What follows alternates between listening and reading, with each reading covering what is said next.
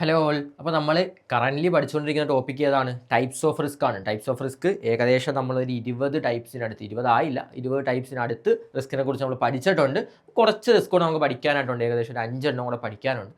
അതും കൂടെ നമുക്ക് പഠിച്ചു കഴിയുമ്പോൾ ടൈപ്സ് ഓഫ് റിസ്ക് എന്ന് പറഞ്ഞ ടോപ്പിക്ക് തീരും. ഞാൻ 5 ആയിട്ടായിരുന്നു ടൈപ്സ് ഓഫ് റിസ്കിനെ ഡിവൈഡ് ചെയ്തത്. ഞാൻ കഴിഞ്ഞ വീഡിയോയിൽ ലാസ്റ്റിൽ പറഞ്ഞതുപോലെ വേറൊന്നുമല്ല, കാരണം വലിയ ടോപ്പിക്സ്, ഒരുപാട് ടോപ്പിക്സ് ഉള്ളതുകൊണ്ട് നിങ്ങൾക്ക് ലെങ്ത് ഫീൽ ചെയ്യില്ല, തിയറിയുമാണ്. അപ്പോൾ ചെറിയ ചെറിയ വീഡിയോസ് ആയിട്ടാകുമ്പോൾ മടുപ്പില്ലാതെ പഠിക്കാനായിട്ട് പറ്റും. അതുകൊണ്ടാണ് ഇത്രയും വീഡിയോസ് ആയിട്ട് 5 ആയിട്ട് ഡിവൈഡ് ചെയ്തിട്ട് തരുന്നത്. അപ്പോൾ ഇത് 5th വീഡിയോ ആണ്, ടൈപ്സ് ഓഫ് റിസ്കിൻ്റെ 5th വീഡിയോ ആയിരിക്കും ഉണ്ടാവുക. ഇതിൽ നമ്മൾ ടൈപ്സ് ഓഫ് റിസ്ക് എന്ന് പറഞ്ഞ ടോപ്പിക്ക്, അതായത് സെക്ഷൻ ഡിയിലെ ഏറ്റവും ഇമ്പോർട്ടൻ്റ് ആയിട്ടുള്ള ടോപ്പിക്ക് നമ്മൾ ഇന്ന് കവർ ആവും. അപ്പം നമുക്ക് സ്റ്റാർട്ട് ചെയ്താലോ, ലാസ്റ്റ് ടൈപ്സ് ഓഫ് റിസ്കിൻ്റെ ലാസ്റ്റ് വീഡിയോ നമുക്ക് സ്റ്റാർട്ട് ചെയ്യാൻ. എന്തായാലും ഫസ്റ്റ് വരുന്ന റിസ്ക് എക്കണോമിക് റിസ്ക്. ഞാൻ ഇത്രയും ദിവസം പറഞ്ഞില്ലേ പേര് വെച്ചിട്ട് പഠിക്കാമെന്ന്. അപ്പോൾ നമുക്ക് എക്കണോമിക് റിസ്ക് ആ ഒരു പേരിലേക്ക് എങ്ങനെ പോകാൻ പറ്റുമെന്ന് ജസ്റ്റ് ഒന്ന് നോക്കിയാലോ. എക്കണോമി എന്താടാ? എക്കണോമി എക്കണോമി എന്ന് പറഞ്ഞാൽ ഒരു സിസ്റ്റമാണ്, വേറെ ഒന്നുമല്ല. കാരണം നമ്മളെ കൺട്രിയിലെ നീ കാര്യം ആലോചിച്ച് നോക്കിയേ. നമ്മളെ കൺട്രിയിൽ എന്ത് ചെയ്യണം? മീൻസ് ഗുഡ്സ് എന്ത് ചെയ്യണം? പ്രൊഡ്യൂസ് ചെയ്യണം. ഗുഡ്സ് അല്ലേ സർവീസ്, കാര്യങ്ങൾ ആരെന്താ പ്രൊഡ്യൂസ് ചെയ്ത് അതെന്ത് ചെയ്ത് ഡിസ്ട്രിബ്യൂട്ട് ചെയ്ത് ആളുകളിലേക്ക് കൺസ്യൂം ചെയ്യണം. ഇത്രയും കാര്യങ്ങൾ നടന്നാലല്ലേ നമ്മളൊരു ഗുഡ്സ് അല്ലെ സർവീസ് അവർ മാർക്കറ്റിലേക്ക് എത്തും, അല്ലെങ്കിൽ ഒരു സോഷ്യൽ ആളുകളിലേക്ക് എത്തത്തുള്ളൂ. ഓക്കെ, അപ്പോൾ ഇത് പ്രോപ്പർലി നടന്നാൽ മാത്രമേ ഗവൺമെൻറ് അല്ലെ ആ ഒരു രാജ്യത്തിൽ പ്രോപ്പർലി ഫണ്ടിൻ്റെ ക്യാഷിൻ്റെ ഫ്ലോ ഉണ്ടാവുള്ളൂ. അപ്പോൾ ക്യാഷ് ഫ്ലോ കുറഞ്ഞു കഴിഞ്ഞാൽ ആ രാജ്യത്തിൻ്റെ GDP പോലെ പല കാര്യങ്ങളെ ബാധിക്കും. ഈ ക്യാഷ് ഫ്ലോ നടക്കുന്ന ഈ ഒരു സൈക്കിളില്ലേ, അല്ലെങ്കിൽ ഈ ഒരു സിസ്റ്റം ഇല്ലേ, അതിനെ പറയുന്നതാണ് എക്കണോമിക് സിസ്റ്റം എന്ന് പറയുന്നത്. അപ്പോൾ ഈ എക്കണോമിക് സിസ്റ്റത്തിൽ എന്തോ ഒരു ഇഷ്യൂ ഉണ്ടായി, അത് നമ്മളെ ബിസിനസ്സിനെ ബാധിച്ചു, നമുക്ക് എന്തിലേക്ക് പോയി? ലോസിലേക്ക് പോയി. അതിനെയാണ് എക്കണോമിക് റിസ്ക് എന്ന് പറയുന്നത്. ആ ഒരു പേരിൽ നിന്ന് പഠിക്കാനായിട്ട് ശ്രമിക്കുക, കാണാതെ പഠിക്കരുത്, പേരിൽ നിന്ന് പഠിക്കുക. അതാണ് ഞാൻ എക്കണോമി എന്താണെന്നൊക്കെ പറഞ്ഞ് ഈ ഒരു ടോപ്പിക്ക് തുടങ്ങിയത്. നമുക്ക് നോക്കിയാലോ എക്കണോമിക് റിസ്ക് എന്താണ്, ഇപ്പോൾ പറഞ്ഞത് തന്നെയാണോ ഇതിൽ എഴുതിയിരിക്കുന്നത്, ജസ്റ്റ് ഒന്ന് നോക്കിയാലോ. It is the risk that a company's performance or profitability will be affected by changes in the overall economic environment. ഞാൻ പറഞ്ഞത് തന്നെയല്ലേ, എക്കണോമിക് എൻവയോൺമെൻറ്റിൽ ചേഞ്ച് വന്നു. എക്കണോമിക് എൻവയോൺമെൻറ്റിൽ ചേഞ്ച് വന്നപ്പോഴത്തേക്കും നമ്മുടെ കമ്പനിയുടെ പെർഫോമൻസ് കുറഞ്ഞു പോകാം, അല്ലെങ്കിൽ പ്രോഫിറ്റ് കുറഞ്ഞു പോകുന്നു. ആ ഒരു റിസ്ക് ഇല്ലേ, പ്രോഫിറ്റ് കുറഞ്ഞു പോകാനും അല്ലെങ്കിൽ പെർഫോമൻസ് മോശമാവാനുള്ള റിസ്ക് ഇല്ലേ, എന്ത് കാരണം?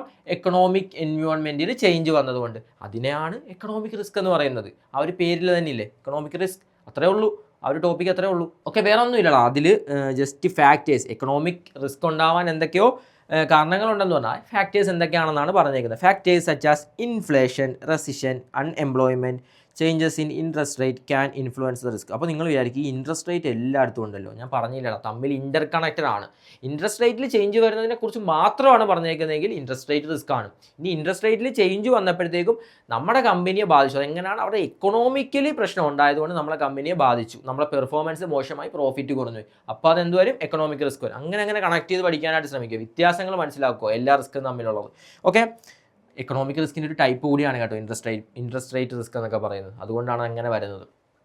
നമുക്ക് നോക്കാം എന്താണ് ഇവിടെ പറഞ്ഞിരിക്കുന്നത്, എന്തൊക്കെ ഫാക്ടേഴ്സ്. ഇൻഫ്ലേഷൻ, അവിടെ ഒന്നുമില്ല. ഇപ്പം ഇന്ത്യയിൽ ഇൻഫ്ലേഷനൊക്കെ ഭയങ്കര ഹൈ ആണ്. ഇപ്പം നമ്മളെ കേരളത്തിൽ ഇന്നിപ്പം ഒരു പ്രൊഡക്റ്റ്, ഏതെങ്കിലും ഒരു പ്രൊഡക്റ്റിന് പ്രൈസ് പെട്ടെന്ന് നാളെ കൂടി, ആ പ്രൊഡക്റ്റിൻ്റെ ഡിമാൻഡ് എന്താവും? സ്വാഭാവികമായിട്ടും കുറയും. ആളുകൾ അത് വാങ്ങാതിരിക്കും, മീൻസ് വാങ്ങുന്നതിൻ്റെ അളവ് കുറയും. ചിലപ്പം വാങ്ങാതിരിക്കാൻ പറ്റില്ല, അത്ര ഇമ്പോർട്ടൻ്റ് ആയിരിക്കും. എന്നാലും എന്താവും? വാങ്ങുന്നതിൻ്റെ അളവ് കുറയില്ലേ? അപ്പോൾ അവിടെ എന്താ ആ ഒരു ഫ്ലോ കുറയില്ലേ, ക്യാഷ് ഫ്ലോ കുറയില്ലേ, മീൻസ് ആ ഒരു പൈസ ആളുകളിലേക്ക് എത്താതെ, മീൻസ് ആളുകളുടെ കയ്യിലായി പോകും. ഇപ്പോൾ കറൻ്റ്ലി മാർക്കറ്റിലേക്ക് ഇറങ്ങത്തില്ല, ആളുകൾ വാങ്ങാതെ പൈസ വെക്കുക. ഇൻഫ്ലേഷൻ വരുമ്പോഴത്തേക്ക് അവർ എക്കണോമിയെ ബാധിക്കുന്നുണ്ട്, എക്കണോമിക് സിസ്റ്റത്തിനെ ബാധിക്കുന്നുണ്ട്. അങ്ങനെ എന്തുണ്ടാവാം? നമ്മളെ കമ്പനിയിലെ പ്രൊഡക്റ്റ്, ഇപ്പോൾ നമ്മളെ പ്രൊഡക്റ്റ് തന്നെയാണ് ഇൻഫ്ലേഷൻ കാരണം പ്രൈസ് കൂടിക്കിടക്കുന്നതെന്ന് കരുതിക്കുമോ, ആളുകൾ വാങ്ങാതെ വന്നാൽ നമുക്ക് പൈസ കിട്ടുമോ, നമുക്ക് പ്രോഫിറ്റ് കിട്ടുമോ? ഇല്ല, നമ്മൾ ലോസിലേക്ക് പോകും. അത് തന്നെയാണ് എക്കണോമിക് റിസ്ക്. ഇനി നമുക്ക് ഇൻഫ്ലേഷൻ അല്ല, റെസിഷൻ എന്താ? റെസിഷനും ഇൻഫ്ലേഷനും പോലെ തന്നെ ഒരു സംഭവമാണ്. ഒരു ചെറിയ പീരീഡിലേക്ക് പ്രോപ്പർലി എക്കണോമിക് ഫണ്ടിൻ്റെ ഫ്ലോ നടക്കുന്നില്ല, എന്തെങ്കിലും കാരണത്താൽ, ഇൻഫ്ലേഷൻ മൂലം പല കാരണത്താൽ നടക്കുന്നില്ല എങ്കിൽ അതിന് പറയുന്നതാണ് റെസിഷൻ എന്ന് പറയുന്നത്. ഇൻഫ്ലേഷൻ പോലെ തന്നെയാണ് പ്രോപ്പർലി എക്കണോമിക് സിസ്റ്റം പ്രോപ്പർലി വർക്കാവുന്നില്ല ഒരു ചെറിയ പീരീഡിലേക്ക് അല്ലെങ്കിൽ ഒരു പീരീഡിലേക്ക്. എന്തുകൊണ്ട്? പല കാരണത്താലാവാം. അതിനെയാണ് റെസിഷൻ. അങ്ങനെ നടന്നാലും നമ്മളെ കമ്പനിയുടെ പ്രോഫിറ്റിനെ ബാധിക്കും. അതാണ് റെസിഷൻ എന്താണെന്ന് പറയുന്നത്, എക്കണോമിക് റിസ്ക് ആണെന്ന് പറയുന്നത്. ഇനി എന്താണ്? അൺഎംപ്ലോയ്മെൻറ്റ്. നമ്മുടെ രാജ്യത്തൊക്കെ അത്യാവശ്യം നല്ല രീതിയിൽ ഉണ്ട് എന്ന് പറയാൻ പറ്റുന്നൊരു സാധനം അൺഎംപ്ലോയ്മെൻറ്റ്. ആലോചിച്ച് നോക്കിക്കട്ടെ, പലരും ജോലി മീൻസ് പഠിച്ച് നല്ല ഇതാക്കിയിട്ട് ജോലി കിട്ടാതെ വീട്ടിലിരിക്കുക. അപ്പോൾ അവരുടെ കയ്യിൽ എന്ത് വരുന്നില്ല? അവർക്ക് സാലറിയോ കാര്യങ്ങളോ ഇല്ല, അവർക്ക് ഫണ്ട് ഇങ്ങോട്ട് കിട്ടുന്നില്ല. ഫണ്ട് അവരുടെ കൈ കിട്ടിയാലല്ലേ അവരത് ചിലവാക്കാൻ തുടങ്ങത്തുള്ളൂ. അപ്പോൾ അൺഎംപ്ലോയ്മെൻറ്റ് റേറ്റ് കൂടിക്കഴിഞ്ഞാൽ ആ രാജ്യത്തിൽ ക്യാഷ് ഫ്ലോ കുറവായിരിക്കും. സ്വാഭാവികമായിട്ടും നമ്മൾ ആ രാജ്യത്തിൽ പ്രൊഡക്റ്റ് സെല്ല് ചെയ്യാൻ വേണ്ടി പോവുകയാണെങ്കിൽ അവിടെ നമ്മൾ ഉദ്ദേശിച്ച സെയിൽസ് നടക്കണമെന്നില്ല, നമ്മൾ ഉദ്ദേശിച്ച ഒബ്ജക്റ്റീവ് ആയിട്ടുള്ള പ്രോഫിറ്റ് കിട്ടണമെന്നില്ല. മനസ്സിലായില്ലേ? ഇനി എന്ത് പറയാം? ചേഞ്ചസ് ഇൻ ഇൻട്രസ്റ്റ് റേറ്റിൻ്റെ കാര്യം ഞാൻ നേരത്തെ പറഞ്ഞില്ലേ. ഇൻട്രസ്റ്റ് റേറ്റ് കൂടിയപ്പോഴത്തേക്ക് ഭയങ്കര ഇൻട്രസ്റ്റ് ആയി ഇപ്പം ലോണുകൾക്ക് കാര്യങ്ങൾക്കൊക്കെ നമ്മൾ ബാങ്കിൽ നിന്ന് ലോൺ നമ്മളെ ബാങ്കാണ് നമ്മൾ ലോൺ കൊടുക്കുക നമ്മളെ സർവീസ് അതാണ് ലോൺ കൊടുക്കുക എന്നുള്ളതല്ലേ. അപ്പം ഇൻട്രസ്റ്റ് റേറ്റ് ഭയങ്കരമായിട്ടാണ് ആരും ലോൺ എടുക്കുന്നില്ല. നമ്മളെ പൈസ എല്ലാം നമ്മളെ ഇരിക്കുക, നമുക്ക് റിട്ടേൺ വല്ലതും കിട്ടുമോ, പ്രോഫിറ്റ് കിട്ടുമോ, ഇല്ല. അപ്പം അങ്ങനെയാണ് ചിന്തിക്കേണ്ടത്. എന്തുകൊണ്ട് വരുന്നു നിങ്ങൾ ചിന്തിക്കുക. അപ്പോൾ ഇതേപോലത്തെ എക്കണോമിക് ഫാക്ടേഴ്സിൽ ചേഞ്ച് വന്നപ്പോൾ നമ്മളെ കമ്പനി അത് എഫക്റ്റ് ചെയ്യുന്നു, അല്ലെങ്കിൽ നമ്മളെ കമ്പനിയുടെ പ്രോഫിറ്റ് കുറഞ്ഞു. അതിനെയാണ് എക്കണോമിക് റിസ്ക് എന്ന് പറയുന്നത്. ഒരു എക്സാമ്പിൾ ഉണ്ട്, നമുക്ക് നോക്കാം. During an economic down means ഒന്നുമില്ല, ഇവിടെ പല ടൈമിൽ ഈ എക്കണോമിക് ഒക്കെ എപ്പോഴും ഉണ്ടാവണമെന്നില്ല. ചില സമയത്ത് ഇൻഫ്ലേഷൻ കൂടുമ്പോൾ അതിന് നമ്മൾ എക്കണോമിക് ഡൗൺ എന്നൊക്കെ ആ ഒരു പീരീഡിനെ പറയുന്നതാണ്. അപ്പോൾ കൺസ്യൂമർ സ്പെൻഡിങ് ഡിക്രീസ്, ഞാൻ പറഞ്ഞില്ലേടാ. ഇപ്പം അൺഎംപ്ലോയ്മെൻറ്റ് ആലോചിച്ച് നോക്കിയേ. അൺഎംപ്ലോയ്മെൻ്റ് ആണ്, നിങ്ങളെ പൈസ ഇല്ല എങ്കിൽ നിങ്ങൾക്ക് സ്പെൻഡിങ് ഭയങ്കര കുറവായിരിക്കില്ലേ. അപ്പോൾ സ്പെൻഡ് ചെയ്യുന്നില്ല. അപ്പോൾ കൺസ്യൂമേഴ്സിൻ്റെ സ്പെൻഡിങ് കുറയും അൺഎംപ്ലോയ്മെൻറ്റ് റേറ്റ് കൂടുമ്പോഴത്തേക്കും. Which can reduce sales and profit for the retail business. അപ്പോൾ നമ്മളെ സെയിൽസും നമ്മളെ പ്രോഫിറ്റും, അല്ലെങ്കിൽ ബിസിനസ്സുകളുടെ സെയിൽസും ബിസിനസ്സുകളുടെ പ്രോഫിറ്റും കുറഞ്ഞു. എന്തുകൊണ്ടാണ് അവിടെ കുറഞ്ഞത്? അവിടെ ഒരു എക്കണോമിക് ഡൗൺ ടേൺ ഉണ്ടായി, അല്ലെങ്കിൽ അൺഎംപ്ലോയ്മെൻറ്റ് പോലത്തെ ഒരു എക്കണോമിക് ഫാക്ടർ അഫക്റ്റ് ചെയ്തുകൊണ്ട്. അതിനെയാണ് നമ്മൾ എക്കണോമിക് റിസ്ക് എന്ന് പറയുന്നത്. മനസ്സിലായില്ലേ? നമുക്ക് അടുത്ത ടൈപ്പിലേക്ക് പോയാലോ. അടുത്ത ടൈപ്പാണ് പൊളിറ്റിക്കൽ റിസ്ക്. ചെറിയ രീതിയിലൊക്കെ ഞാൻ നേരത്തെ പറഞ്ഞു, ഇൻ്റർനാഷണൽ റിസ്കിനുള്ളിൽ വരുന്ന ഒരു ടൈപ്പ് ഓഫ് റിസ്ക് ആണ് പൊളിറ്റിക്കൽ റിസ്ക്. ഒന്നുമില്ല, ഇതും അതേപോലെ തന്നെയാടാ. ആരെയാണ് ഇത് അഫക്റ്റ് ചെയ്യുന്നതെന്ന് പറഞ്ഞാൽ പുറത്തേക്ക് വേറെ കൺട്രീസിലൊക്കെ ബിസിനസ് ചെയ്യുന്നവരെയാണ് എഫക്റ്റ് ചെയ്യുന്നത്. പൊളിറ്റിക്കലി ഇൻസ്റ്റേബിൾ ആയിട്ടുള്ളൊരു രാജ്യത്ത് പോയിട്ട് നീ ബിസിനസ് ചെയ്യുക. എക്സാമ്പിൾ ആലോചിച്ച് നോക്കിയേ, നമ്മൾ പലസ്തീൻ, ഇപ്പോൾ അവിടെ യുദ്ധവും കാര്യങ്ങളൊക്കെ നടക്കുമല്ലേ. നീ അവിടെ പോയി ബിസിനസ് ചെയ്ത് കഴിഞ്ഞാൽ നിനക്ക് ഒരുപാട് പ്രശ്നമില്ല. കാരണം എന്താ, ആ ഒരു കമ്പനി പൊളിറ്റിക്കലി സ്റ്റേബിൾ അല്ല. അല്ലെങ്കിൽ നമ്മൾ ഇന്ത്യയിലെ കാര്യം ആലോചിച്ചു, ഇന്ത്യയിൽ ഒരു 6 മാസം കൂടുമ്പോൾ ഇങ്ങനെ ഗവൺമെൻറ് മാറിക്കൊണ്ടിരിക്കുകയെന്ന് കരുത്. അവിടെ പോയി ബിസിനസ് ചെയ്ത് ഓരോ ഗവൺമെൻറ്റും വന്ന് ഓരോരോ കാര്യങ്ങൾ ചെയ്ത് ഒരു കണ്ടിന്യൂറ്റി ഇല്ല, ഒരു സ്റ്റെബിലിറ്റി ഇല്ല. അവിടെ ബിസിനസ് ചെയ്യുമ്പോൾ നിനക്ക് റിസ്ക് ഉണ്ടാകുന്നില്ലേ? അതിനാണ് പൊളിറ്റിക്കൽ റിസ്ക് എന്ന് പറയുന്നത്. അത് ഏതെങ്കിലും ഒരു കൺട്രിയെ വല്ല റിലേറ്റ് ചെയ്തിട്ട് നോക്കിയാൽ മതി. അങ്ങനെ ആയിരിക്കും പൊളിറ്റിക്കൽ റിസ്ക് ഉണ്ടാവും. നമുക്ക് നോക്കാം എന്താണ്. It is the risk of loss that arises from changes in government policies. ഞാൻ പറഞ്ഞില്ലേ, ഇപ്പം 6 മാസം കൂടുമ്പോൾ ഗവൺമെൻറ് മാറിയിട്ട് ഓരോ ഗവൺമെൻറ് ഓരോ പോളിസി ഇംപ്ലിമെൻറ്റ് ചെയ്യുക, ഒരു സ്റ്റെബിലിറ്റി ഇല്ലാതെ. അപ്പോൾ അവിടെ റിസ്ക് ഇല്ലേ? അതിനെയാണ് നമ്മൾ എന്ത് പറയുന്നത്, പൊളിറ്റിക്കൽ റിസ്ക് എന്ന് പറയുന്നത്. ഓക്കെ, ഗവൺമെൻറ് പോളിസീസ് അല്ലെങ്കിൽ political instability or other actions by a country's authorities, അല്ലെങ്കിൽ ആ ഒരു കൺട്രിയിലെ അതോറിറ്റി എന്ന് പറയുമ്പോൾ ഗവൺമെൻറ്, അല്ലെങ്കിൽ ആ ഗവൺമെൻറ് ബോർഡ് കാര്യങ്ങളൊക്കെ എന്തെങ്കിലും കൺട്രോൾസ് മാറ്റുക, അങ്ങനത്തെ കാര്യങ്ങളൊക്കെ കാരണം അവിടെ ഉണ്ടാകുന്ന റിസ്കിനെയാണ് പൊളിറ്റിക്കൽ റിസ്ക് എന്ന് പറയുന്നത്.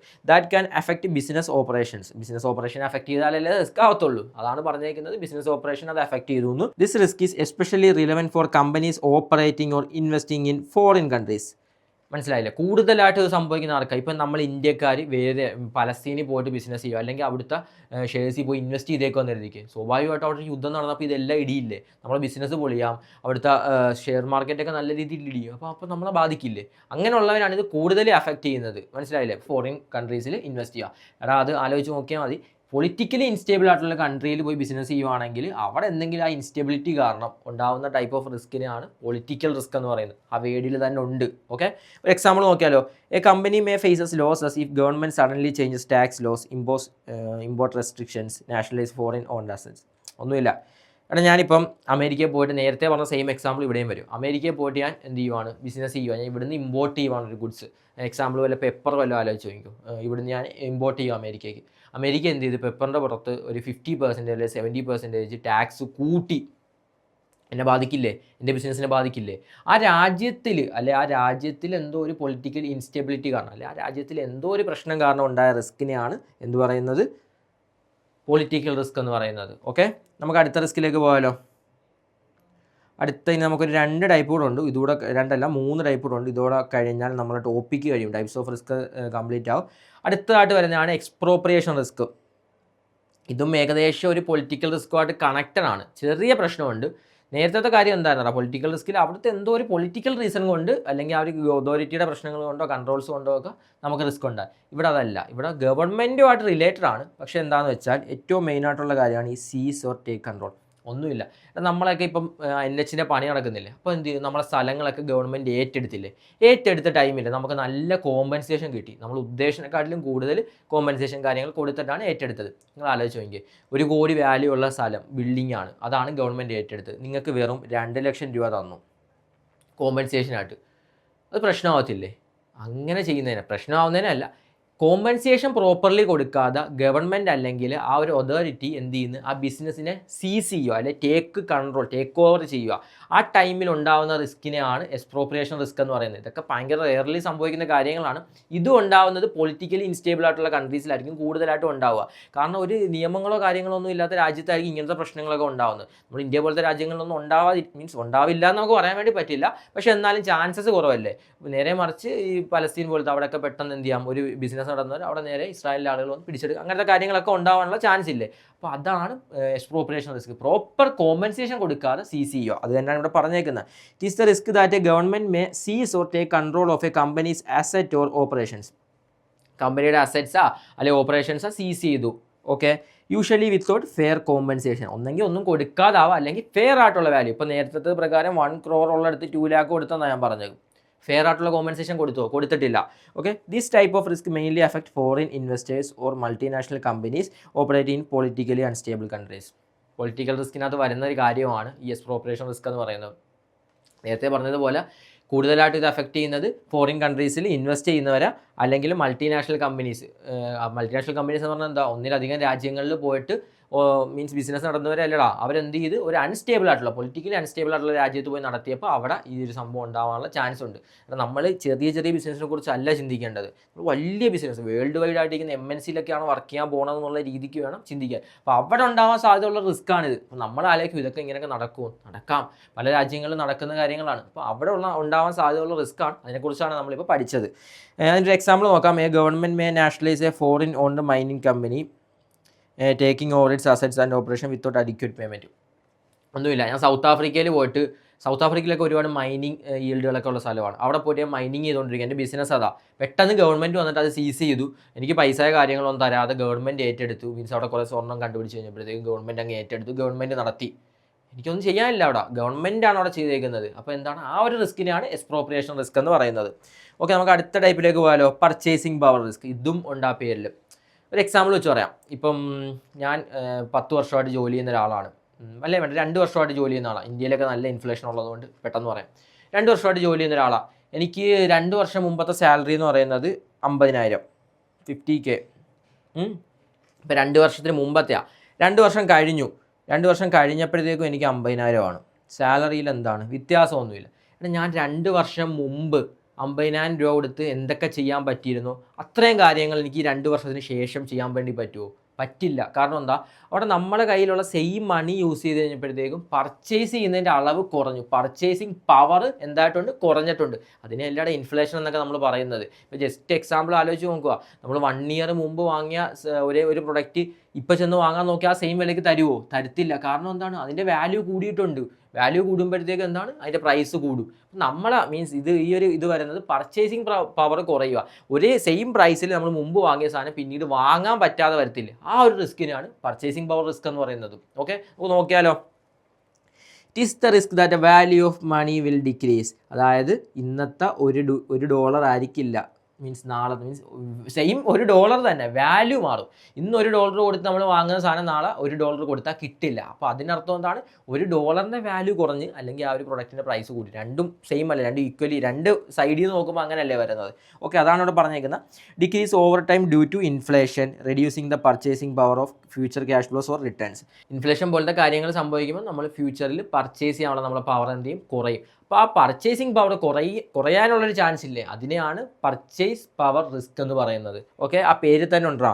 This means that even if A nominal income remains same, എന്നാൽ നമ്മുടെ ഇൻകം സെയിം ആയിട്ട് നിൽക്കുവാണ്, it's real value what it can buy declines. അതായത് നമ്മൾ വാങ്ങിയിരുന്ന, ഇപ്പോൾ എക്സാമ്പിൾ പറയുവാണെങ്കിൽ 1 വർഷം മുമ്പ് ഞാൻ ഈ ഒരു ഫോൺ വാങ്ങിയത് ഒരു 25,000 രൂപയ്ക്കായിരുന്നു ആയിരിക്കും. അപ്പോൾ ഇതേ ഫീച്ചറുള്ള, അല്ലെങ്കിൽ ഇതിനെക്കാട്ടി ചെറിയ മാറ്റങ്ങളുള്ള ഇതേ ഫീച്ചറുള്ളൊരു ഫോൺ ഇപ്പം ഞാൻ വാങ്ങാൻ പോയപ്പോഴത്തേക്കും എനിക്ക് വന്ന എക്സ്പെൻസ് 30,000 ആണ്. കാരണം എന്താ, 25,000 കൊണ്ട് ചെന്നപ്പോൾ എനിക്ക് കിട്ടിയില്ല. കാരണം എന്താ, ഇന്നത്തെ 25,000ൻ്റെ വാല്യൂ നാളെ ഉണ്ടാവണമെന്നില്ല, മീൻസ് 1 വർഷം കഴിഞ്ഞ് ഉണ്ടാവണമെന്നില്ല. വാല്യൂ ഓഫ് മണി കുറയും, പർച്ചേസിങ് പവർ കുറയും. ആ റിസ്കിനെയാണ് പർച്ചേസിങ് പവർ റിസ്ക് എന്ന് പറയുന്നത്. എക്സാമ്പിൾ നോക്കാം. നേരത്തെ പറഞ്ഞ എക്സാമ്പിളാണ്. If an employee salary remains 50,000 per month but prices of goods and services increases each year. എല്ലാ വർഷവും എന്ത് ചെയ്യുന്നുണ്ട്, ഗുഡ്സിൻ്റെ സർവീസിൻ്റെ വാല്യൂ കൂടുന്നുണ്ട്, പക്ഷേ സാലറി ഒന്നും കൂടുന്നില്ല. 50,000 തന്നെയാണ് സാലറി റിമൈനിങ് സെയിം ആയിട്ട് നിൽക്കുവാണ് കുറച്ച് കാലങ്ങളായിട്ട്. The salary buys fewer items than before showing a loss in purchasing power. എടാ ഈ പുള്ളി ഈ 50,000 വെച്ചിട്ട് എന്ത് ചെയ്തിട്ടുണ്ടെന്ന് പറഞ്ഞാൽ പുള്ളിയുടെ ഫാമിലി, പുള്ളിയുടെ വൈഫിൻ്റെ ഫാമിലി, അങ്ങനെ എല്ലാവരെയും ഹോസ്പിറ്റൽ കാര്യങ്ങളും വീട്ടിലെ ചിലവുകളെല്ലാം പുള്ളി കൊണ്ടുപോയിക്കൊണ്ടിരുന്നതാണ്. പക്ഷേ ഇപ്പോൾ ഈ 50,000 സെയിം വാല്യൂ പുള്ളിക്ക് സെയിം മണി കിട്ടുന്നുണ്ട്, പക്ഷേ ആ മണി വെച്ചിട്ട് കാര്യങ്ങൾ ചെയ്യാൻ പറ്റുന്നില്ല. കാരണം എന്താ, വാല്യൂ ഓഫ് മണി കുറഞ്ഞു, പർച്ചേസിംഗ് പവർ കുറഞ്ഞു. ആ ഒരു റിസ്കിനെയാണ് പർച്ചേസിംഗ് പവർ റിസ്ക് എന്ന് പറയുന്നത്. മനസ്സിലായില്ലേ? നമുക്ക് അടുത്ത ടോപ്പിക്കിലേക്ക് പോയാലോ. ലാസ്റ്റ് റിസ്ക് ആണ്. നമുക്കിപ്പോൾ 22 ആയോളം നിങ്ങൾ കരുതും നമ്മൾ ലീഗലും കംപ്ലയൻസും സബ് ഹെഡായിട്ടാണ് പഠിച്ചത്, അതുകൊണ്ടാണ് 24 ടൈപ്സ് റിസ്ക് ഉണ്ട്. അതിലെ ലാസ്റ്റ് റിസ്ക് ആണ് ക്യാപിറ്റൽ അഡിക്വസി റിസ്ക് എന്ന് പറയും. ഇതൊന്നുമില്ല, ഇത് ഏറ്റവും കൂടുതലായിട്ട് ഉണ്ടാവുന്നത് ബാങ്കിൽ അല്ലെങ്കിൽ ഫൈനാൻഷ്യൽ ഇൻസ്റ്റിറ്റ്യൂഷൻസിലായിരിക്കും ഈ റിസ്ക്കുകൾ ഉണ്ടാകുന്നത്. ഇതിനെക്കുറിച്ച് നമ്മൾ നമ്മൾ സെക്ഷൻ ഡിയുടെ ലാസ്റ്റിൽ ക്യാപിറ്റൽ അഡിക്വസി എന്ന് പറഞ്ഞാൽ നമുക്ക് ചെറിയൊരു ടോപ്പിക്ക് പഠിക്കാൻ തന്നെ ഉണ്ട്. ജസ്റ്റ് എന്നാലൊരു ഐഡിയ ഇവിടെ തരാം, മീൻസ് കൂടുതൽ ഇൻ ഡീറ്റെയിൽ ആയിട്ട് അവിടെ പഠിക്കാനുണ്ട്. It is the risk that a company, especially in financial institution, may not have sufficient capital to absorb losses and meet its financial obligation. ഇവിടെ ബാങ്കുകളിലൊക്കെ എന്താ ഏറ്റവും കൂടുതലായിട്ട്, അല്ലെങ്കിൽ ഫൈനാൻഷ്യൽ ഇൻസ്റ്റിറ്റ്യൂഷനൊക്കെ എന്താ ചെയ്യുന്നത്, പൈസ മറ്റുള്ളവർക്ക് കൊടുക്കും. ഈ കൊടുത്ത പൈസ തിരിച്ച് കിട്ടണമെന്ന് ഉണ്ടോ? മീൻസ് എല്ലാവരുടെയും കയ്യിൽ നിന്ന് തിരിച്ച് കിട്ടണമെന്നുണ്ടോ? എന്നിട്ട് ഇപ്പോൾ ലോൺ കൊടുത്തതിൽ പലരും ജപ്തിയിലേക്കൊക്കെ ചെല്ലുമ്പം മീൻസ് നമ്മുടെ കോർട്ടിൽ നിന്ന് ഓർഡേഴ്സൊക്കെ വരും, ജപ്തി ചെയ്യരുത്, അവർ ഭയങ്കര പാപ്പരാണ്, അങ്ങനത്തെ കാര്യങ്ങളൊക്കെ വന്ന് എന്തെങ്കിലും ബാങ്കിന് ലോസ് അല്ലേ നോക്കുക, ബാങ്കിന് കൊടുത്ത പൈസ തിരിച്ച് കിട്ടാതെ വരും. ബാങ്ക് എന്താണ്, ഈ കൊടുത്ത പൈസ ബാങ്കിൻ്റെ ക്യാപിറ്റൽ അല്ലേടാ, ഈ ക്യാപിറ്റൽ തിരിച്ച് കിട്ടാതെ വരിക. അഡിക്വേറ്റ് ആയിട്ടുള്ള ക്യാപിറ്റൽ അപ്പോൾ ഫ്യൂച്ചറിൽ ഇല്ലാതെ വരും. മനസ്സിലായില്ലേ? ക്യാപിറ്റൽ ആവശ്യത്തിന് ഫ്യൂച്ചറിൽ ഇല്ലാതെ വരും. കൊടുത്ത പൈസ തിരിച്ച് കിട്ടിയില്ല, ക്യാപിറ്റൽ കയ്യിലില്ല, മീൻസ് റിട്ടേൺ കിട്ടിയില്ല നല്ല ഉദ്ദേശം, പ്രിൻസിപ്പൽ എമൗണ്ട്, ലോൺ കൊടുത്ത പ്രിൻസിപ്പൽ എമൗണ്ട് പോലും തിരിച്ച് കിട്ടിയില്ല. അപ്പോൾ അവിടെ ഒരു റിസ്ക് ഇല്ലേ, ഫ്യൂച്ചറിൽ എന്തെങ്കിലും പ്രശ്നങ്ങൾ ഉണ്ടാകും ക്യാഷ് ഇല്ലാതെ വരുന്നത് കൊണ്ട്. അതിനാണ് ക്യാപിറ്റൽ അഡിക്വസി റിസ്ക് എന്ന് പറയുന്നത്. നമുക്ക് നോക്കാം. Inadequate capital can make the business vulnerable to financial distress or regulatory action. നമ്മൾ കൊടുത്ത പൈസ നമുക്ക് കിട്ടിയിട്ടില്ല, മീൻസ് നമുക്ക് തിരിച്ച് വാങ്ങാം, മീൻസ് നിയമപരമായിട്ട് പറ്റുന്നില്ല, എന്തെങ്കിലും പ്രശ്നങ്ങൾ വന്ന് നമുക്ക് കിട്ടുന്നില്ല. അപ്പോൾ നമ്മൾ എന്ത് ചെയ്യണമെന്ന് പറഞ്ഞാൽ കുറച്ച് പൈസ റിസർവ് വെക്കണം. നമ്മൾ റിട്ടേൺ ഏണിങ്സ് ഒക്കെ കമ്പനീസിൽ പറയില്ലേ, അതേപോലെ തന്നെ ബാങ്കിൽ എന്ത് ചെയ്യണം, റിസർവ് വെക്കണം. അതിനെക്കുറിച്ചൊക്കെ നമുക്ക് പഠിക്കാനുണ്ട്. ആ റിസർവ് മണി വെച്ചില്ല, റിസർവ് മണി വെക്കുന്നത് എന്താണ്, ഫ്യൂച്ചറിൽ ഇപ്പം നമുക്കൊരു ഇൻവെസ്റ്റ്മെൻറ്റ് ഓപ്ഷൻ കണ്ടു, അല്ലെങ്കിൽ എന്തെങ്കിലും നല്ല ഓപ്പർച്യൂണിറ്റി കണ്ടു, അല്ലെങ്കിൽ ഫ്യൂച്ചറിലെ ആവശ്യങ്ങൾക്ക് വേണ്ടിയിട്ട് നമ്മളെ പൈസ ഇല്ലാതെ വരാനൊരു ചാൻസ് ഇല്ലേ. എന്തുകൊണ്ടാണ്, നമ്മളെ പ്രോപ്പർലി ക്യാപിറ്റൽ ഇല്ലാത്തത് കൊണ്ട്, നമ്മൾ അവിടെ കൊടുത്ത പൈസ നമുക്ക് തിരിച്ച് വാങ്ങാൻ പറ്റിയില്ല, എന്തൊക്കെയോ റീസൺസ് കാരണം. അപ്പോൾ അങ്ങനെയൊക്കെ ഒരു സിറ്റുവേഷൻ ഉണ്ടാവാതിരിക്കാൻ വേണ്ടി റിസർവ് വെക്കണം. ആ റിസർവ് ഇല്ല എങ്കിൽ, മീൻസ് ഇൻഅഡിക്വേറ്റ് ക്യാപിറ്റലാണ് ഫ്യൂച്ചറിലെങ്കിലും ഉണ്ടാവുന്നതിനാണ് എന്ത് പറയുന്നത്, ക്യാപിറ്റൽ അഡിക്വസി റിസ്ക് എന്ന് പറയും. ആ ഒരു റിസ്ക് ഇല്ലേ, കൂടുതലും ഞാൻ പറഞ്ഞതുപോലെ ബാങ്കിലും ഫൈനാൻഷ്യൽ ഇൻസ്റ്റിറ്റ്യൂഷൻസിലുമാണ് ഇത് ഉണ്ടാവുന്നത്. ഓക്കെ, നമുക്കൊരു എക്സാമ്പിൾ നോക്കിയാലോ. A bank with a low capital reserve, എന്താണ്, അവർ ക്യാപിറ്റൽ ഒന്നും അധികം റിസർവ് ചെയ്യുന്നില്ല, കിട്ടുക പൈസ ഇങ്ങനെ ഇൻട്രസ്റ്റ് കാര്യമൊക്കെ കളക്ട് ചെയ്ത് കിട്ടുന്ന പൈസ അടുത്ത ആൾക്ക് ലോൺ കൊടുക്കുകയാണ്. ക്യാപിറ്റൽ ഒന്നും ഫ്യൂച്ചറിലേക്ക് എന്തെങ്കിലും ആവശ്യം വന്നാൽ എടുക്കാനായിട്ട് പൈസ ഒന്നുമില്ല, റിസർവ് ഇല്ല. Okay, may struggle to cover loan losses during an economic downturn leading to solvency issue. ഇനിയിപ്പോൾ തിരിച്ച് കിട്ടിയില്ല എന്ന് മാത്രമില്ലടാ, ഇവരിപ്പം ചില സമയങ്ങളിൽ കൊടുക്കാതെ വരുമ്പോഴത്തേക്ക് എന്തെന്ന് പറഞ്ഞാൽ മറ്റേ സെറ്റിൽമെൻ്റ് ഒക്കെ കൊടുക്കും. അപ്പോൾ നല്ല എമൗണ്ട് കുറച്ചിട്ടായിരിക്കും കൊടുക്കുന്നത്. അവർ കൊടുത്ത എമൗണ്ട് കിട്ടും ബാങ്കിന്, പക്ഷേ എന്നിരുന്നാൽ പോലും അവർക്ക് നഷ്ടമായിരിക്കും, ഒരു ഉദ്ദേശ പ്രൈസ് കിട്ടാതെ വരും. അതേപോലെ ഇൻട്രസ്റ്റ് റേറ്റ് ഫ്ലക്ച്വേറ്റിംഗ് ആണ്. ഗവൺമെൻറ് പെട്ടെന്ന് ഇൻട്രസ്റ്റ് റേറ്റിൽ ചേഞ്ചസ് വരുത്തിയെന്ന് കരുതിക്കേ, അപ്പോൾ ചേഞ്ച് വന്നപ്പോഴത്തേക്ക് ഇവർക്ക് എന്താണ് ഇൻട്രസ്റ്റ് കിട്ടുന്നത് കുറയും. അപ്പോൾ അവർക്ക് റിസർവിലേക്ക് പോകേണ്ട എമൗണ്ട് കുറയും, റിസർവ് ഇല്ലാതെ വരിക. അപ്പോൾ റിസർവ് ഇല്ലാതെ വന്നപ്പോഴത്തേക്കും ഫ്യൂച്ചറിലേക്ക് വേണ്ട ആവശ്യങ്ങൾക്ക് പൈസ ഇല്ലാതെ വന്നു സോൾവൻസി ഇഷ്യൂ വരെ ഉണ്ടാവാനുള്ള പോസിബിലിറ്റി ഉണ്ട്. അതിനെയാണ് ക്യാപിറ്റൽ അഡിക്വസി റിസ്ക് എന്ന് പറയുന്നത്. ആ ഒരു റിസ്കിനെയാണ്. ഇത്രയും ടോപ്പിക്കാണ് നമുക്ക് ടൈപ്സ് ഓഫ് റിസ്കിൽ പഠിക്കാനുള്ളത്. അങ്ങനെ നമ്മുടെ ടൈപ്സ് ഓഫ് റിസ്ക് എന്ന് പറഞ്ഞ ടോപ്പിക്ക് നമ്മളെ സെക്ഷൻ ഡിയിലെ ഏറ്റവും വലിയ ടോപ്പിക്ക് കംപ്ലീറ്റ് ആയിട്ടുണ്ട്. ഏകദേശം 24 ടൈപ്സ് റിസ്ക് ഉണ്ട്. അപ്പോൾ എല്ലാവരും അതിൻ്റെ കോൺസെപ്റ്റ് കാര്യങ്ങൾ പക്കായിട്ട് മനസ്സിലാക്കുക, ഇതിൻ്റെ ക്വസ്റ്റ്യൻസ് കാര്യങ്ങൾ പ്രാക്ടീസ് ചെയ്യുക, ഡൗട്ട് ഉണ്ടെങ്കിൽ പ്രോപ്പർലി ക്ലിയർ ചെയ്യുക, എക്സാംസ് അറ്റൻഡ് ചെയ്യുക. നമ്മൾ ഇതിൻ്റെയൊക്കെ ലൈവ് സെഷൻസ് ഉണ്ടായിരിക്കും, അതിൽ എക്സാംസ് കാര്യങ്ങളൊക്കെ പ്രാക്ടീസ് ചെയ്യുന്നതായിരിക്കും. ഓക്കെ, നമുക്ക് അടുത്ത ടോപ്പിക്കിൽ കാണാം. അടുത്ത ടോപ്പിക്ക് വേറെ ഒന്നുമല്ല, റിസ്ക് മാനേജ്മെൻറ്റ് പ്രോസസ്സാണ്. അതും ഇതേപോലെ തന്നെ ടൈപ്സ് ഓഫ് റിസ്ക് കഴിഞ്ഞാൽ ടൈപ്സ് ഓഫ് റിസ്ക് പോലെ തന്നെ സെക്ഷൻ ഡിയിലെ വൺ ഓഫ് ദി ഇമ്പോർട്ടൻറ്റ് ടോപ്പിക്കാണ്. ആ ഒരു ടോപ്പിക്ക് ഇവിടെ കവറായി കഴിഞ്ഞാൽ സെക്ഷൻ ഡി ഏകദേശം കംപ്ലീറ്റ് ആവും. പിന്നെ കുറച്ച് ചെറിയ ടോപ്പിക്സ് മാത്രമേ ഉള്ളൂ. നമുക്ക് ആ ഒരു ടോപ്പിക്കിൽ ഇനി അടുത്ത വീഡിയോയിൽ കാണാം. Okay, by.